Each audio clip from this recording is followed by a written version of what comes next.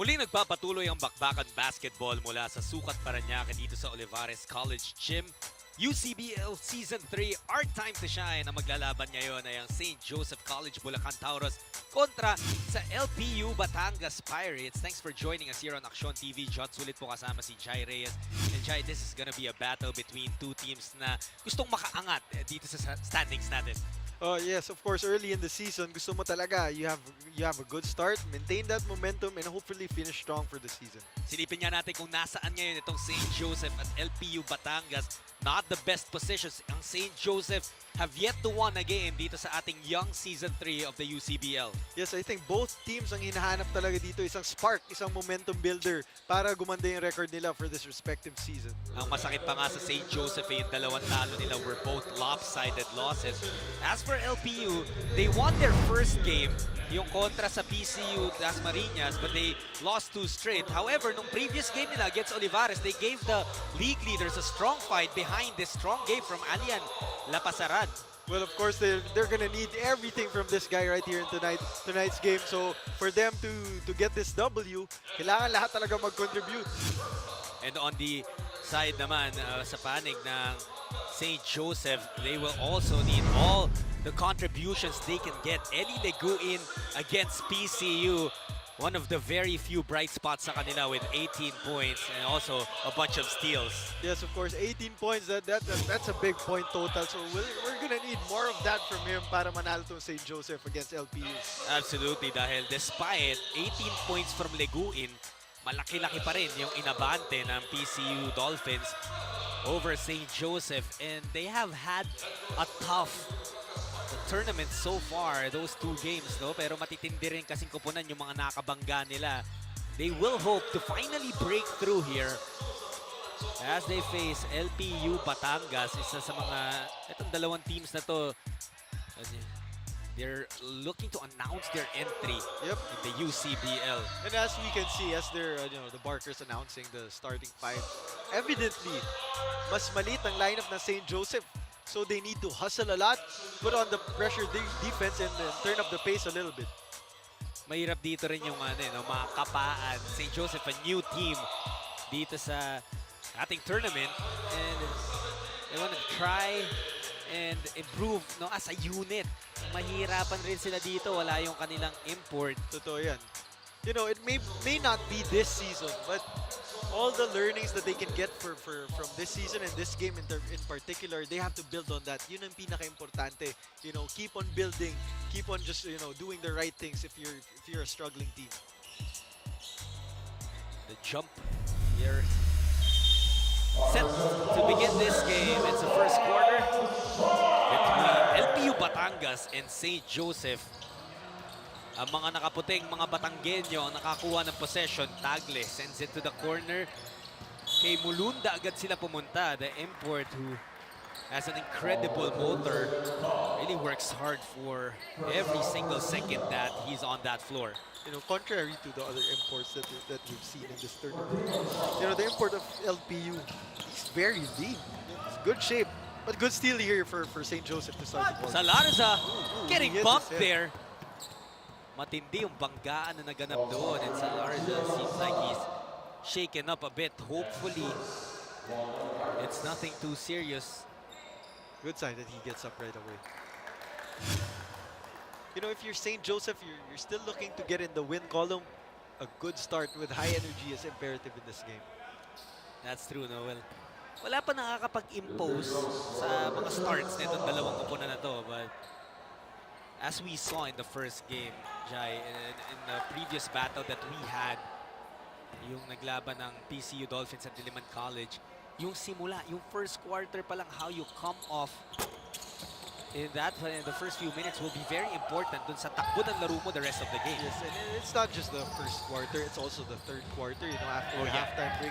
We've seen in the NBA with the Warriors how crucial the third quarter is, and a lot more teams are, starting to make a stamp in the game in the third quarter. Punta ang LPU sa poste, they swing it. Good defense right here from St. Joseph to start the game. Mulunda losing his footing there. Ito si Leguin will orchestrate the offense para sa kanyang kupunan. Signaling a little bit of motion offense for St. Joseph. But the ball is sticking a lot to number 4 right here. 10 seconds na wala ang bola. Lapasaran. Nawala pa rin momentarily sa kanya, but he was able to score the first 2 points of this ball game. Doesn't matter how you score as long as you put it in the basket. It's 2 points.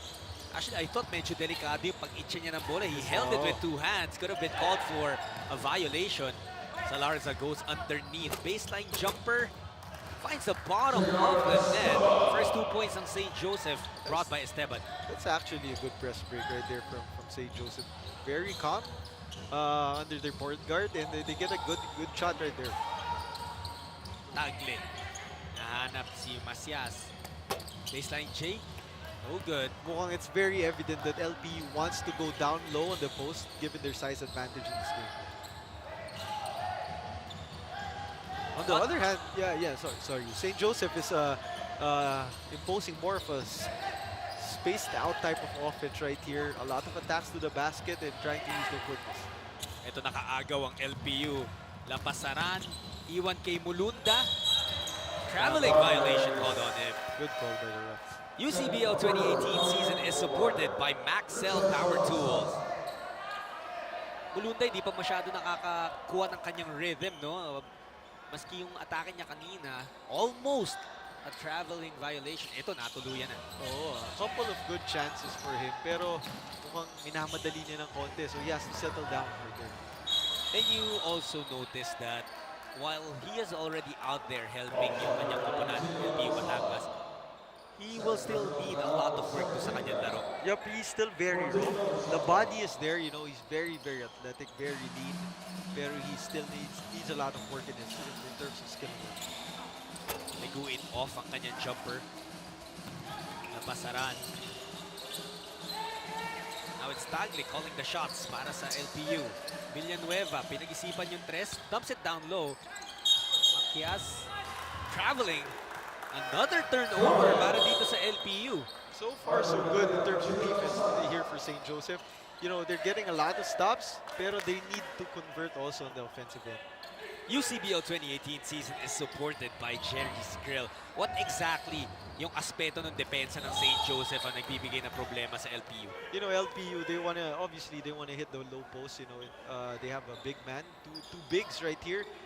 Conventional style of play for LPU. Pero the way that St. Joseph is kind of zoning up when the ball is in the post, they offer a lot of help defense, and you know, so far so good for them. North versus South ang ating labanan. Bulacan kontra Batangas. LPU. Tagle gliding through the air, finishing off the glass. Different type of offense right there for LPU. Instead of a low post, it's a quick attack to the basket. And finally, something positive, no, from either team kasi they've already combined for 5 turnovers in the first 3 minutes of this game. Oh, siguro opening jitters. Syempre excited.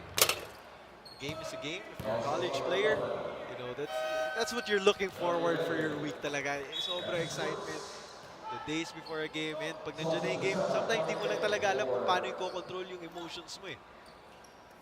Yun talaga eh, no? As a kid, as a college student, very excited. You bring in that energy, pero to be able to manage it and make sure it translates into something positive. Oh, kasi pag naglalaro ka in the park or in school, it's just so much fun to play the game. Walang pressure, but when you put on that jersey, you know, there's added pressure, but also a lot of benefits come from representing your school. Of course, a lot of people look up to you. You have to be a good example. So, you know, just play your game. Just get the excitement out of there. Etong LPU, they want to bring pride to the Batangas campus of Lyceum of the Philippines. Villanueva Mintes, Mulunda there. Ito na, size advantage sa LPU. Tagle will be called for the 3rd traveling violation of LPU Batangas dito sa ating laro. UCBL 2018 season is supported by Tough Mama. Ang maganda nagagawa ng St. Joseph Jai na be-break nila yung press. Yes, yung itong point guard nila, si Leguin, talagang he's very calm and collected in breaking the defense of LPU. And he also is out there chasing loose balls. Pero hindi lang makonvert ni Taverner yung kanyang tira. Oh, they're getting good shots talking about St. Joseph. They're really just not converting. But just keep on putting on this good show on defense, and they should get a lot of opportunities in offense. Liguin mula sa labas. Another good shot right there for St. Joseph.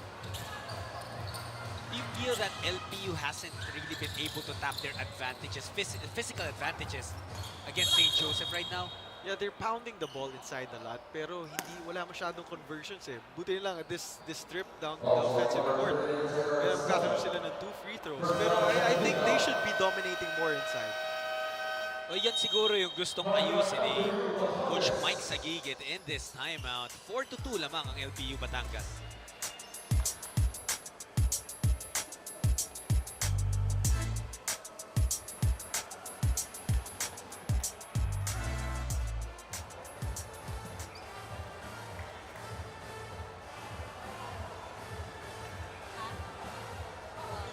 Report.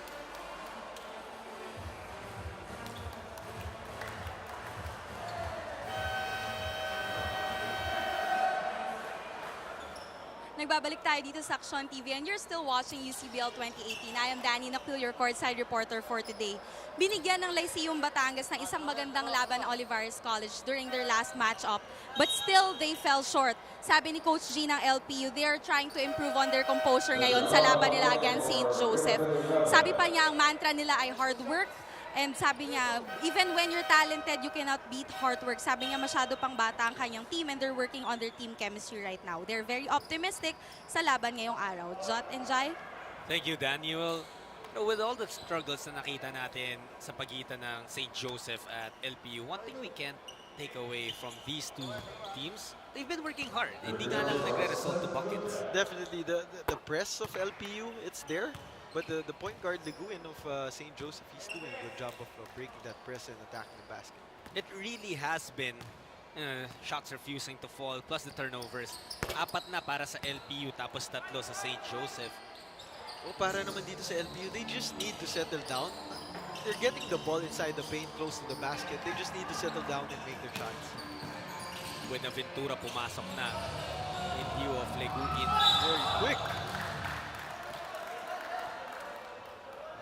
Easily the smallest guy on the court, but perhaps just as easily the quickest. You know, the game basketball is very different today. You know, a lot of space and pace. And if you have a quick guy, you know, speed actually, you know, blinds people in this game of basketball.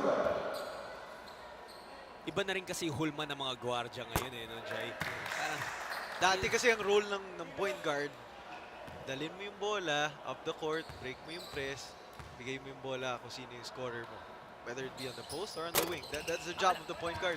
Pero ngayon, you see more and more point guards being able to do it all. Bring the ball up, score the basketball, play defense, get the rebound. that's why siguro nung maybe about 10 to 15 years ago, no one really wanted to be, the very few people wanted to be the point guard kasi hindi masyado tumitira eh. Totoo yan, totoo yan. And you know, a lot of point guards actually do have the capability to score.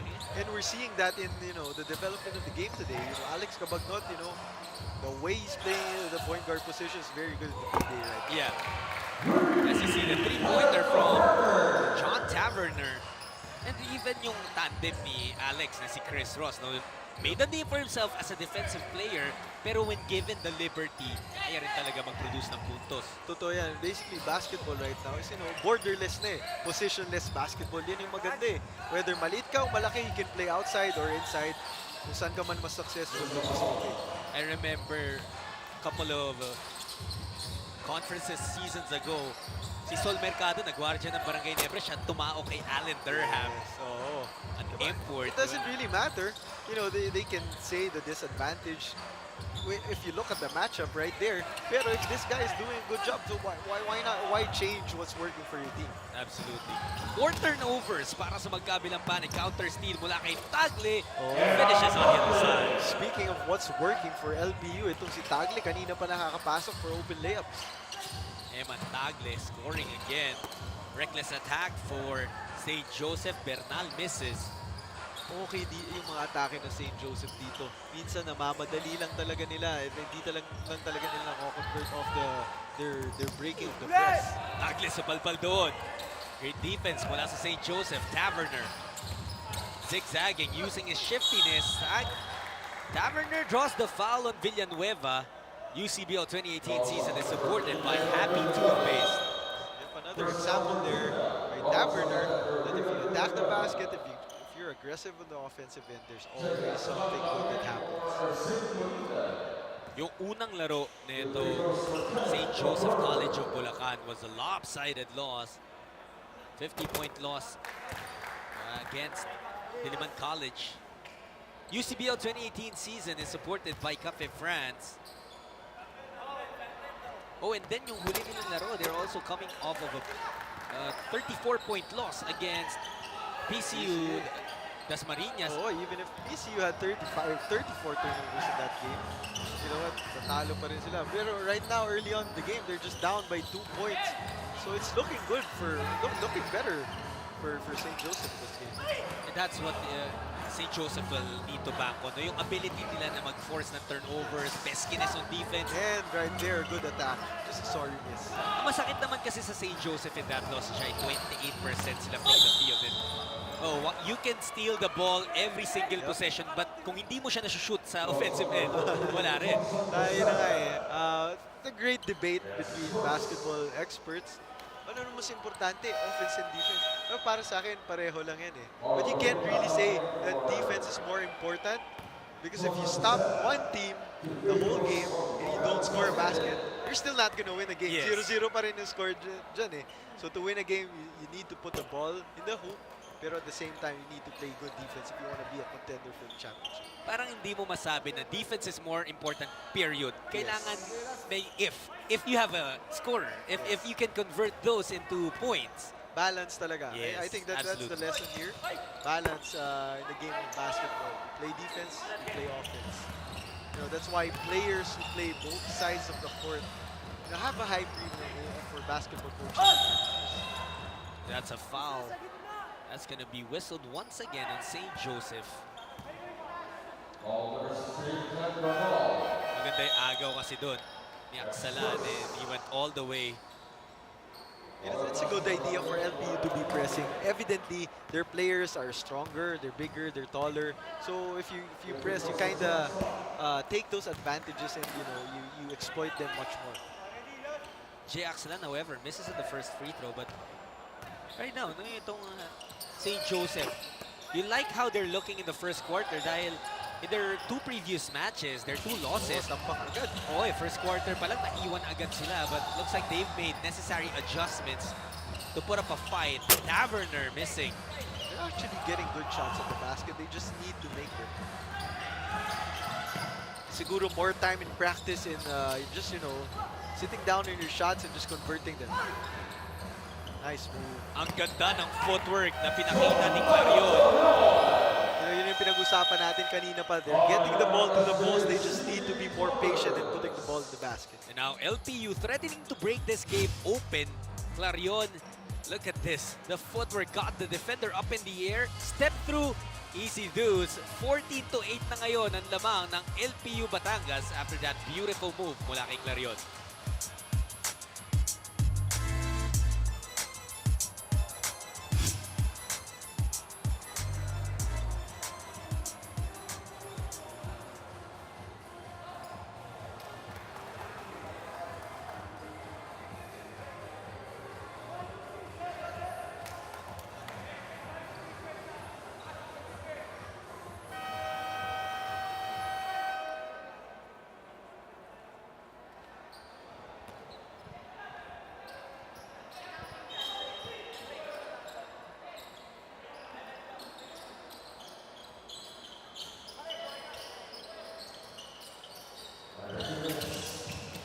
Coming to you from the Olivares College Gym in Sukat, Parañaque. Ito po ang UCBL Season 3 off a timeout. Magandang execution ng St. Joseph. Oh, ang ganda ng pasa dito ni Buenaventura. Being the smallest guy on the floor, I feel that a lot of times, most of the time, you have to be aggressive. Kasi yung tingin na nga sa'yo, maliit ka, you're too thin, na parang wala kang gagawin, will take advantage of you on the defensive end. Pero on offense, you have to use your quickness and your speed to blind people and get through the defense. And yun na nga yung ginawa ni Buenaventura on that last play. Good penetration and a dish to his teammate. Ramdam na ramdam ko dyan yung hugot mo. Yes, talaga. Chip on the shoulder. you know, small people, we gotta represent for each other. Kukunti na lang kami dito sa basketball. Minions yes. unite. Pero I understand your point, no? Kasi in a game where height is so important, I'm sure you've already felt before overlooked or being underestimated, and you having the ability to prove them wrong. You know, there are two sides in a coin all the time. You mentioned that part when you're small, you're skinny, people think you don't belong to the game. It's either it puts you down or it motivates you. So both things have already happened in my career. I'm already put down by those comments. But in this recent years, you know, it actually motivates me. It wants me to prove people wrong. And I'm sure a guy like Buenaventura, kaya rin siya naglalaro dito. He wants also to tell everyone that I can play this game. Ganda nung seal doon eh, aksalan, pero hindi nakuha yung 2 points. On the fast break, St. Joseph. Sayang na naman. Well, look at Leguin really work hard para makuha yung extra possession yun. That's what you want to see is you're taking a look at the backcourt ng St. Joseph extremely giving up yung height advantage, no? But hard work, hard work, hard work. Nakakatuwa yung St. Joseph dito. Kasi kahit ano bang sabihin mo, the most beautiful moves in the world, pinakamahirap na moves. You know, basketball, it's a simple game. You can't cheat the game. You can't cheat the grind. 2 points is 2 points. You put the ball in the basket. It doesn't matter kung wide open layup yan o 100 moves ka pa na ginawa mo, it's still 2 points. Same thing goes for defense. Just stop your opponent and get that ball so you can go to the offensive end. Yung backward na pinag-uusapan natin dyan, you have Buenaventura, stands 5'6". You have Leguin, who's 5'7". Siguro si Buenaventura 5'6" dahil nakatayo yung buhok niya. Oo nga eh, baka kasama pa yun doon sa height, but you see him here. But their speed is really blinding LPU in this game. And look at Leguin! Tying the game, Eli Leguin. 5 straight points para sa kanya. I think St. Joseph can be in the game. They just keep on playing this way. You know, itong matchup ni Leguin, siguro he's giving up 5 or 6 inches easily against the guy he's defending. Pero pag nakuha naman nila yung bola, yung bilis ng pag-execute nila ng fast break and transition offense, yan yung nakapagtabla sa kanila.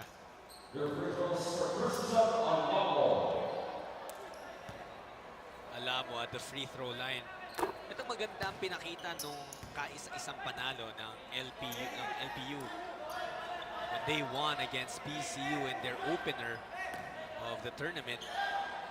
Since then, however,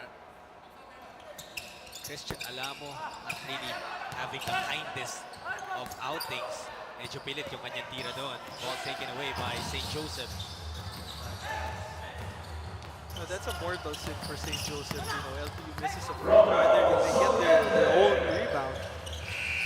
And that will not go in para kay Leguin sa Saliente. A good strong attack to end the first quarter, re-establishing a 3-point advantage para sa kanyang koponan. It has been intense basketball between St. Joseph and LPU Batangas. We bring more of that in just a bit.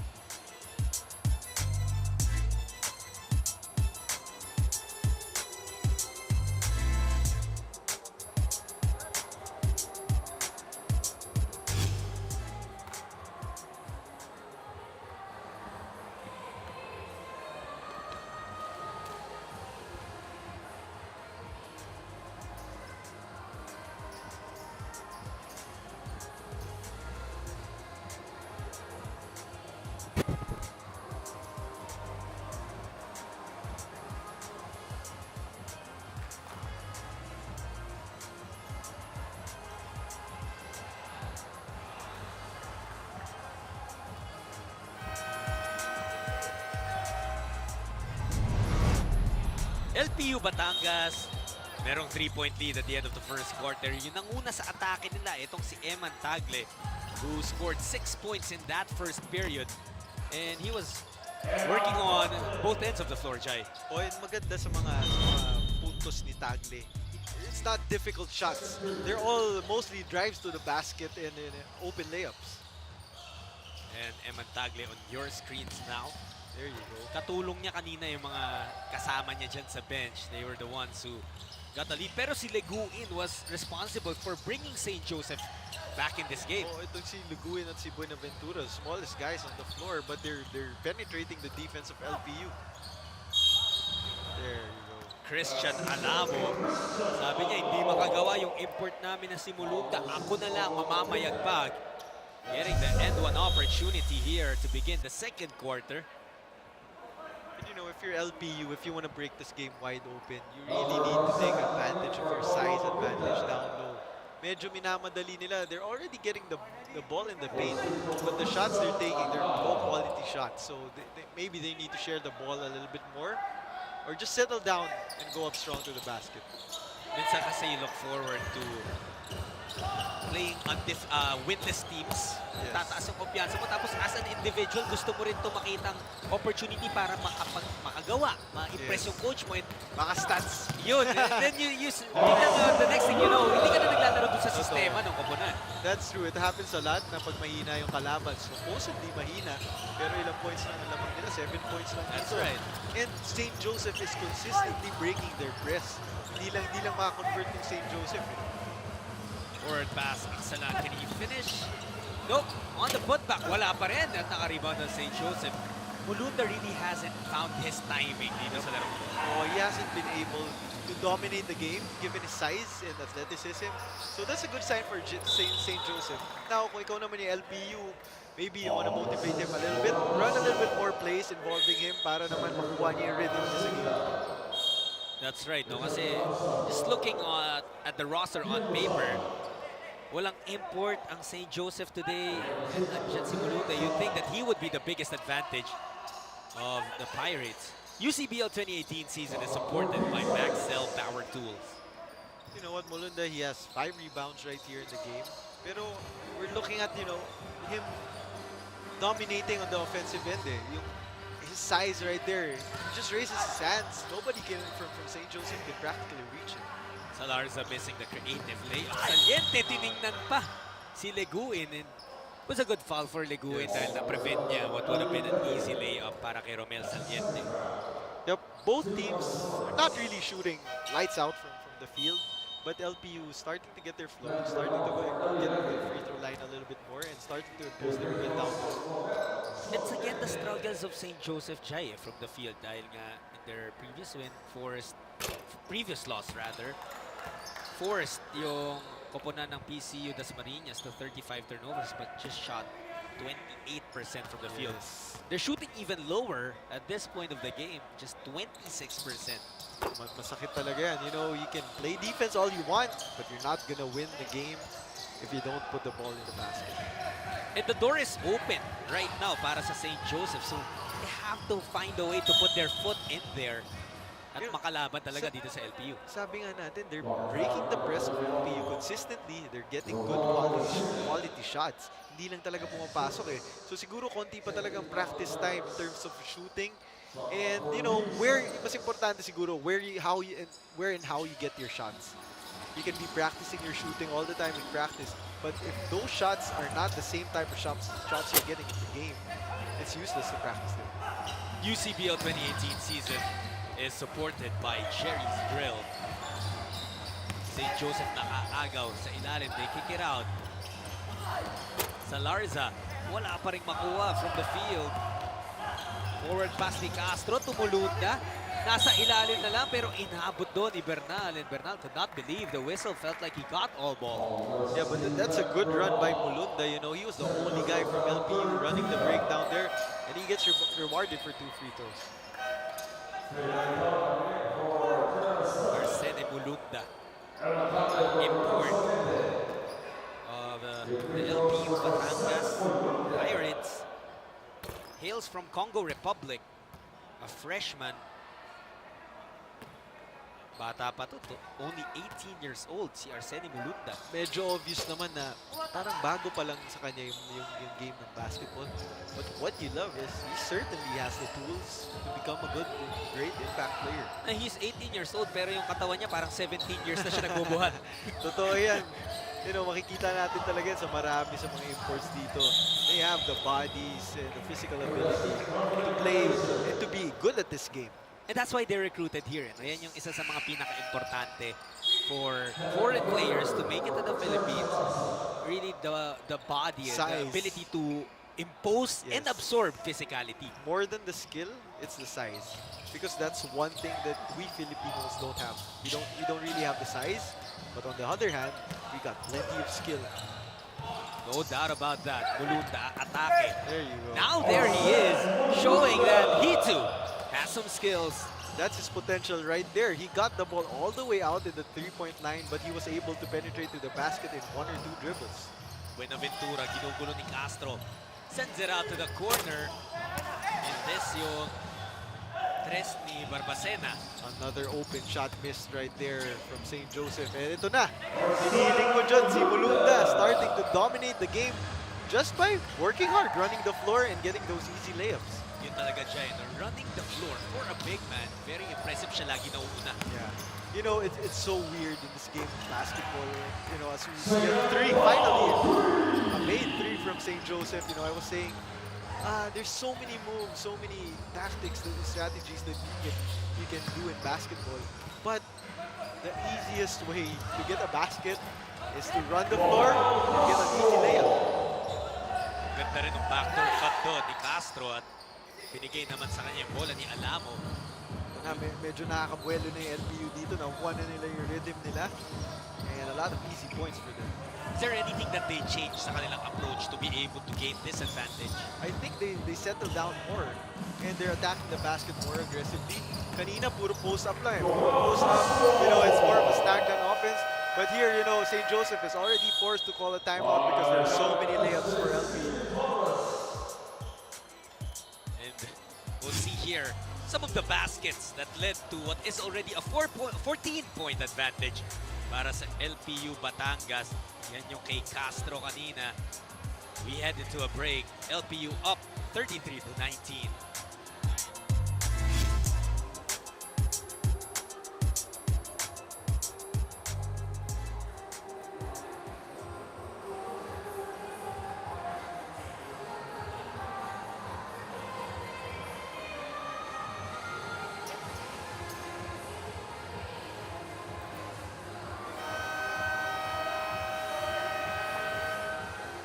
Basta magawa namin yung rotation ng defense at ma-execute ang sistema. Gusto kong ipakita na competitive kami. Ito ang sabi ni Coach Noel ng St. Joseph College. Moreover, no, ito palang St. Joseph College ay champion team sa Bulacan. Sabi pa niya, sa team niya, kung kaya natin doon manalo, kaya din natin dito. This is how Coach Noel is upping the morale of his boys. Jot and Jai? Thank you, Danny. And if you look at the roster, Jai, of St. Joseph College of Bulacan, lahat talaga ng players nila Bulakenyo and they're really carrying a lot of pride into this tournament. Yan ang maganda talagang makita sa tournament ito, you know. Most of the better players, they go here in Manila to explore and, you know, to open up opportunities for their basketball career. So a team that is almost lahat sila talagang taga Bulacan. The lessons that they're learning here and the way that they can build as a team, siguro mas malakas talaga to next season. Absolutely. Titignan ko naman itong lineup ng LPU Batangas. They are all over the Philippines as Taverner will enjoy a pristine path to the hoop. Dito sa panig ng Pirates, may taga-Oriental Mindoro, taga-Bukidnon, Zamboanga del Norte, kung saan-saan ang pinanggalingan. And if I'm not mistaken, since LPU has a much stronger team in the NCAA, they're favored to win the NCAA title this year. I think dito nagtitraining yung mga prospects that are supposed to go to the NCAA and play in their main team. Wow, so, you know, at the same time, I know it's a different league, but it also puts some pressure on the LPU Batangas team. UCBL 2018 season is supported by Tough Mama. Siyempre, yung mga kuya, mga kapatid nila sa Lyceum of the Philippines University, Manila, as well as they're doing in their collegiate league. Gusto rin ng LPU Batangas na magpakitang gilas. Of course. Good defense by Molamba right there. Forcing the shot clock violation for St. Joseph. Kala ni Taverner that he can take the import one-on-one, but great defense by Molamba. Try lang daw. Try lang. Taverner. Wala naman masama mag-try.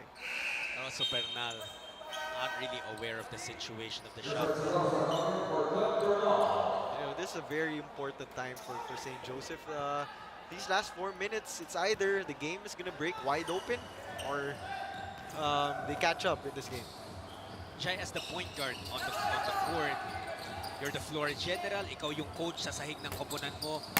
How much of the team's flow, of the team's execution relies on your hands? Most, if not a lot, if not all of the flow comes from the point guard. Like right there, we see in that play, you know, if your point guard first pass, you turn the ball over, there's just no chance for your team to be able to execute and get a good chance at the basket. But at the same time, if you're able to hit the right guys at the right time, your team is going to contend with the championship. Does it make sense to say na dapat, lalo na at the collegiate level, pinaka-condition yung point guard sa koponan mo? Dapat, dahil usually yung point guard yung pinakamaliit. So in my case, siguro isang hakbang ko or isang hakbang ng import, kailangan dalawa na sa akin as we see. Wow. Fearless dunk attempt from Molunda. Siguro narinig ka na nito na hindi siya nagpapakita. That's why he goes hard to the basket. But at any rate, yes, kailangan pinaka-condition yung point guard. Dahil ang lalaki ng mga kalaban. So you make it up with speed and condition. Well, yun talaga, no? Puno ng gigil yung atake ni Molunda, pero sumobra. And he lost control of that basketball on the way up. Lucky break pa para sa St. Joseph. UCBL 2018 season is supported by Happy Toothpaste.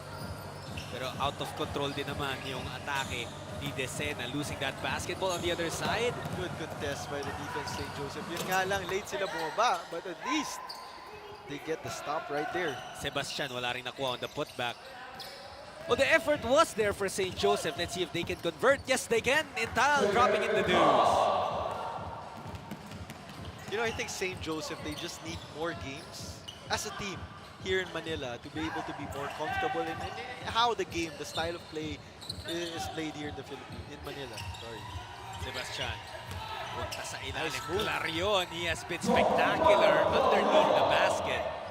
Ganda ng footwork nitong batang to. You know, we've seen two nice moves from him down in the low post. Balik na naman ang abante ng LPU Batangas to 14 points. Taverner, gustong bawasan but front rims the three-pointer. Aksalan, nakakita ng puwang. Jay Aksalan. That's two missed layups for him already.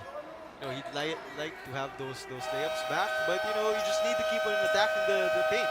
That's right, with all the success that they've had, itong LPU, not really the kindest of afternoons from the field for them, but they still are holding a 14-point lead, 37-23.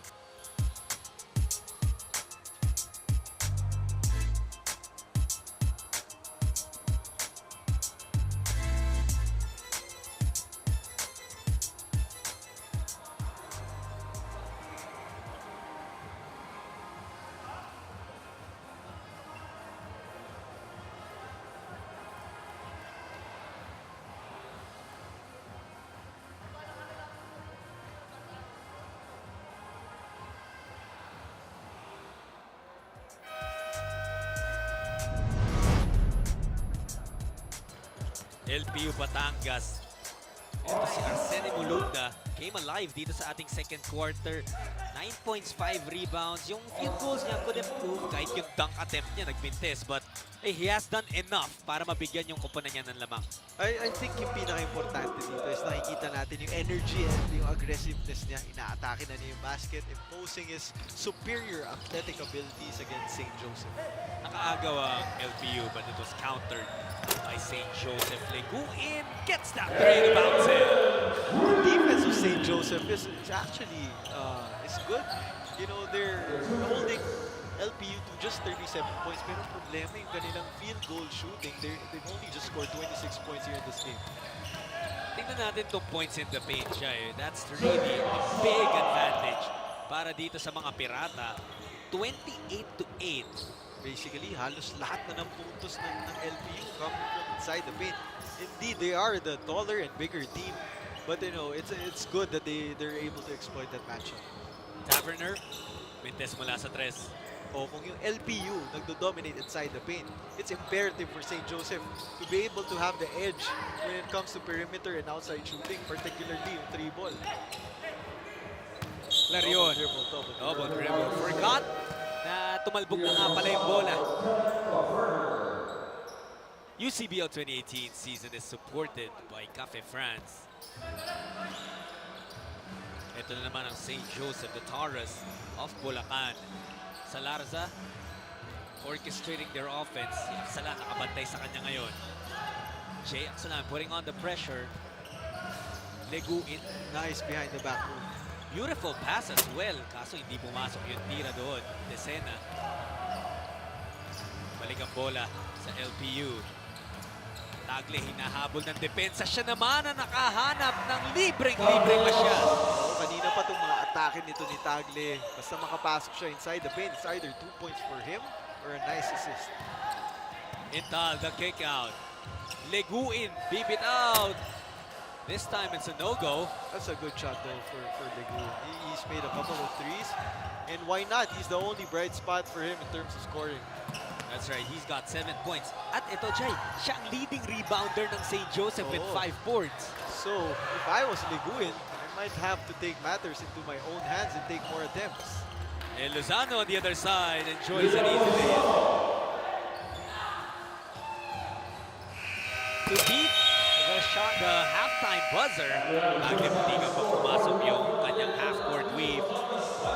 Nonetheless, it's a 13-point advantage para sa mga Pirata mula sa LPU Batangas. They're up 41-28. We'll talk more about this game in just a bit.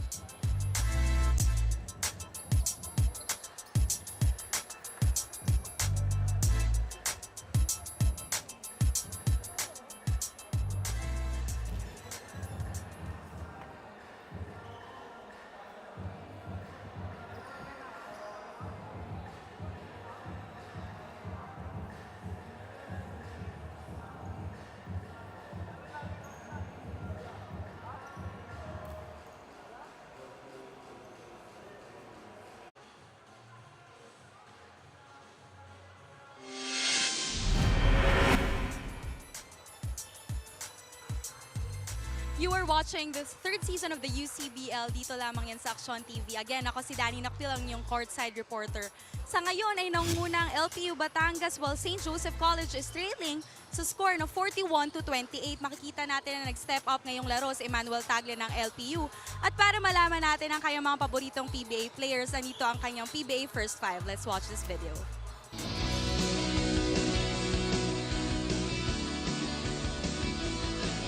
Ako po si Emmanuel Tagle from Lyceum, Batangas. Ito po ang aking PBA First Five. Sa point guard position, ang idol ko si Simon Enciso kasi galing din siya sa ibang bansa, nakaka-relate ako sa kanya. And explosive siya, pati shooter siya. Sa shooting guard position, ang idol ko si Matthew Wright kasi good looking siya. Tapos di pa siya ganun katagal sa PBA pero naging gilas na agad siya. Sa small forward naman, ang idol ko si Jody Vance kasi magaling siya lumaro kahit sa loob, sa labas. Tapos yung basketball IQ niya napakataas and madami na siyang championships. Sa power forward position naman, ang idol ko si Japet Aguilar kasi napakataas niya tumalon tapos yung mga highlight plays niya, magaganda. And sa center position naman po, si Junmar Fajardo kasi mabait po siya tapos sa labas po, kahit po center siya, may soft touch siya. Tapos mga post moves po niya magaganda. At muli ako po si Emmanuel Tagle from Lyceum, Batangas. And yan po ang aking PBA First Five.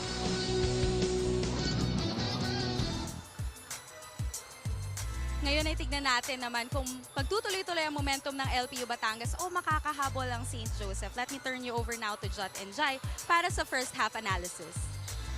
Thank you, Danny. Alam mo, Jay, kaya ko rin idol si Matthew Wright eh. Kasi shooter talaga siya eh. Good looking nga naman talaga si Matthew Wright. Bagay, yun pa, maganda advantage yun. LPU Batangas up by 13 right now over St. Joseph College of Bulacan. And what has been the telling factor, Jai? Telling stat, field goal shooting percentage and points in the paint. You know, obviously, LPU has a bigger lineup, longer, more athletic lineup. So the rebounds and the points in the paint, it's no surprise. Pero itong 3-point and field goal percentage, you know, if St. Joseph wants to win this game, they really have to take advantage and capitalize from their outside shooting. Alam mo, hindi nga nakapag pound on their size advantage itong LPU Batangas to begin with. And it was in the second quarter when Molunda imposed his might. These halftime stats, by the way, are brought to you by Maxell Power Tools. Ito kaya si Arsene Molunda, at the end of the first half, siya ang leading scorer of the entire game. You know, towards the end of the second quarter, yun na, medyo na nag-i-impose na ng will tong import ng LPU. Na si Molunda, you know, we even saw a missed dunk from him. Pero importante dito, nandiyan yung energy niya and yung intensity sa game na to for LPU. We have to be impressed dun sa 13 rebounds ni Christian Alamo. Medyo maalat pa yung shooting niya. Just 1 of 4 from the field. Good for 5 points. But 13 extra possessions for his squad, that's always a good thing. Yup, that's the size advantage for LPU in this game. And they just need to keep on exploiting those matchups down low. Itong mga big man naman ng LPU, kailangan na medyo kalmado lang when putting that ball up for them. But we also saw good things happen para sa St. Joseph. Ano naman yung ginagawa nilang tama? They're small guards, you know, particularly dito si Buenaventura at si Biguin. You know, I think they have to be more aggressive na mas tumira pa sila and create more for their teammates. Alamo? Oh, short on his. I think he's trying to get more rebounds. but Tatawa pa siya, you know. He would have wanted to get 2 points on that first shot. But no problem dahil nakuha naman ang kanyang kakampi. There you go. Esteban, napatalon yung depensa. Beautiful fake there. Oo, pero mas maganda yung pasa doon ni Buenaventura. You know, na-break na naman nila yung press ng LPU and they just need to keep on being aggressive. LPU on the offensive end. Alamo. Wala pa rin sa kanyang tira. Gets another try and finally getting the 2 points. That's a bunch of rebounds already para kay Christian Alamo. Importante talaga dito yung second chance opportunities for LPU. Ang dami na talaga. AC here, the lead growing a bit more. Ito yung magandang basa ni Buenaventura kanina. This assist of the game is brought to you by Jerry's Grill. Yup, him and si Liguin who has the ball right now, they really need to take, you know, the cudgels for St. Joseph and create for their teammates. And good shot, good drive from Liguin, and that gets his teammate an open shot. 5 straight points mula kay Chris Esteban. Oh, 12 points na lang itong kalamangan ng LPU dito. At may 9 na puntos na rin si Esteban. Villanueva, Yep, good call. defense. Alam mo, yun yung St. Joseph, no? Not the tallest team, pero yung disiplina nila on defense has worked well for them. UCBL 2018 season is supported by Maxell Power Tools. Yeah, and the defense of St. Joseph, it's always been there. You know, their last game, even though they lost by 30 points, they were able to force 35 turnovers against PCU. At dito, medyo nakakapag-convert na sila. That's why 10 points na lang ang lamang ng LPU. And you said kanina, Jai, as important as the first quarter is, yung third quarter, malaking bagay din. And we're seeing a resurgence mula sa Taurus here. Kasi pag sa third quarter, you make a good run in the third quarter, medyo there's less time for the opponent to answer back. And if natuloy-tuloy mo naman itong run mo and momentum mo sa third quarter, you're gonna carry that in the most important quarter of all, which is the fourth quarter. But that's a turnover as Alamo read that passing lane well using that Euro step. Yep, he's very happy with his Euro step right there. Finally kasi nahulog na yung mga tira nito ni Christian. Kanina was really struggling. May time nga naka-3 tira yata siya in 1 possession. None falling. Pero yung haba rin kasi nito ni Alamo, talagang malulusutan yung depensa. I think he's definitely a prospect for LPU. He still has a ways to go. Yung potential niya, given his size and athletic ability. Alamo is actually only in grade 11. Batang-bata pa talaga. Here's some pressure being put on by LPU Batangas. Pinasag naman ni Neguin, like you've been mentioning earlier. Hindi nagiging problema masyado yung press D ng Pirata para dito sa Taurus. No, as long as the ball is in the hands of Buenaventura and Liguin, I think kayang-kaya nila i-break yung press. UCBL 2018 season is supported by Jerry's Grill. Desena papasok na. He replaces Bernal. not Nanatili ang bola dito sa St. Joseph. not such a good decision for Liguin to give the ball in the post straight from the inbound pass. Yung advantage talaga ng St. Joseph dito, ito, nandito sa labas. So they need to set up their offense starting from outside para may buwelo sila to break down the defense of LPU. Ito na nga yung tira ni Ligoy mula sa labas. No good. Ayun yung mahirap. When they're missing outside shots, obviously a big rebounding advantage agad para sa LPU. Desena leading the break to Leguin. Faked on the Nice three. move. Leguin underneath, carving out some space. Oh, nabanggit mo dyan, the rebounding advantage definitely nasa LPU dahil mas malalaki sila. But on the other hand, if LPU misses and St. Joseph is able to secure the defensive rebound, they have to just run and make this game into a track. Napasaran. Nice D. Esteban, ang ganda ng contribution in the third quarter. Buenaventura tried to get creative. Saliente, season opening. Romel Saliente. Relentless attack to the basket. Oh, even though LPU was able to convert on that fast break layup, I think this is the pace that St. Joseph wants to play the game. Mas mabilis ng konti. Esteban Mintes sa kanyang short jumper. Now the Pirates get possession once again. They reset their offense. Villegas ang magtatawag ng kanilang gustong gawin. Now here's Alamo. You see the picks. Off-ball screens set by Clarion. Saliente, nice drop pass. Hindi makukumpleto nila Pasaran. Ito na. Dapat tumakbo talaga yung St. Joseph dito. Good forward pass by Liguin. Buenaventura with that explosion. Ako, not enough English. At humingi siya ng sub. Mukhang inabot na rin ang pagod. That's a series of mga empty possessions, no? And if you're St. Joseph, gusto mong makabalik dito sa laro, you can't afford a lot of those. Tsaka kanina pa nagbe-break ng press tong si Buenaventura tsaka si Liguin. You know, I'm not surprised if Buenaventura is tired right here. Esteban getting called for the foul. Maganda yung ataka ni Villegas doon, really drawing some contact. There's a timeout on the floor, 51-37, LPU Batangas still ahead. Free throws for Villegas when we return.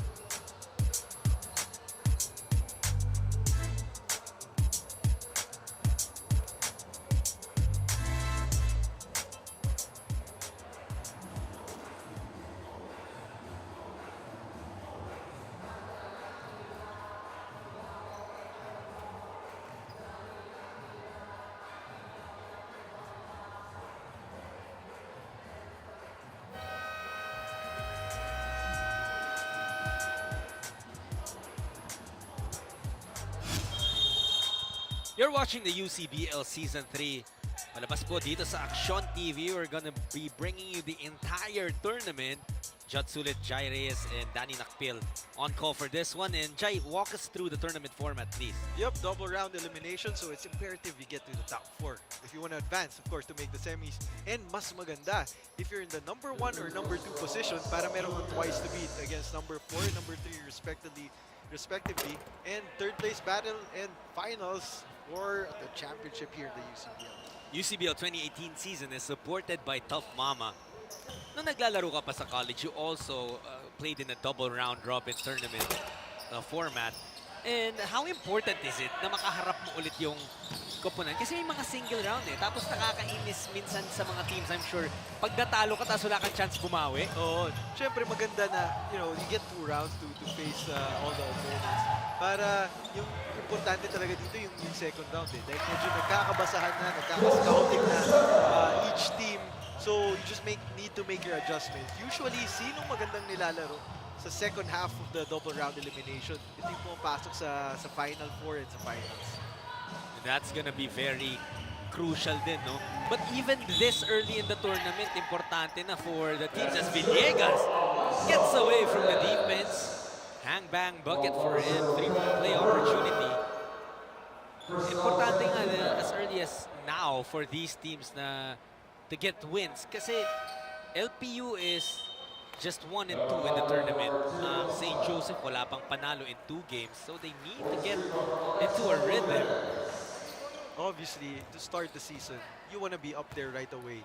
just, to gain momentum and para mas mahirap kang pigilan if your team is confident eh. Pag itong players mo, nakuha na agad nila kung ano yung laro na gusto nilang laruin para sa season na to, mas madali makapag-build doon towards the semis and the finals. Inabot ni Clarion yung braso.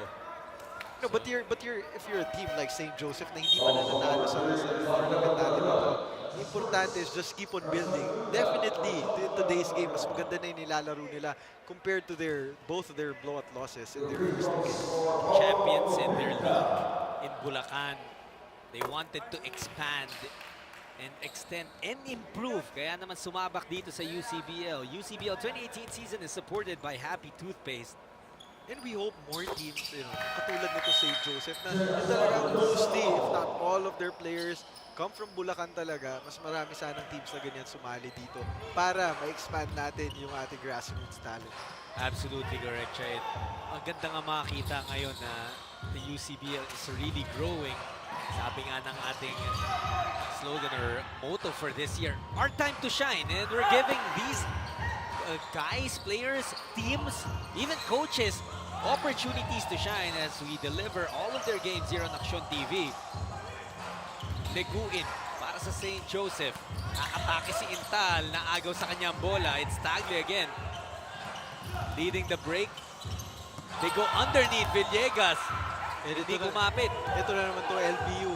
Flexing their muscle again, using their superior athleticism. But Leguin is able to get a layup right there to trim the lead down. And it's just an 11-point advantage being enjoyed by LPU Batangas. You know what, if you're LPU, even if you're up by 11 points, you still kind of think that there's more to their team. They can improve more and they can play better. Good defense from Decena. Tapos kinuha ni Intal yung rebound. Forcing that miss from Saliente. This is a good chance for St. Joseph to make a mini run of their own. Averner. Hesitation. Barrows in. Pero perhaps not the best shot attempt for them. Yep, he could have moved the ball. He had a couple of open teammates for the open three. Ball will stay with LPU Batangas. Pero tulad na sabi ko siya, kumakatok na itong St. Joseph of Bulacan.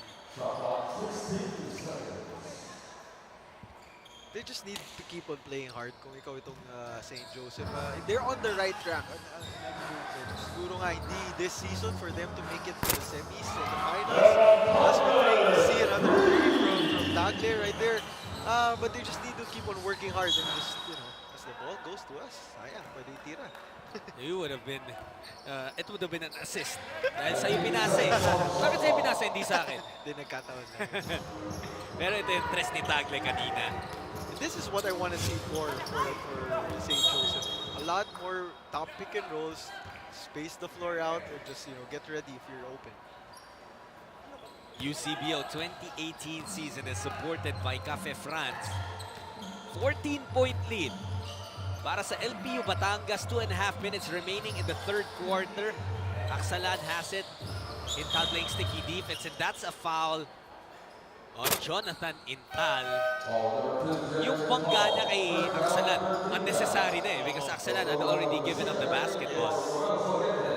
That's a good call by the refs. Toughest job in the world to be a referee. Alam mo yung referees kasi sometimes they don't get enough credit.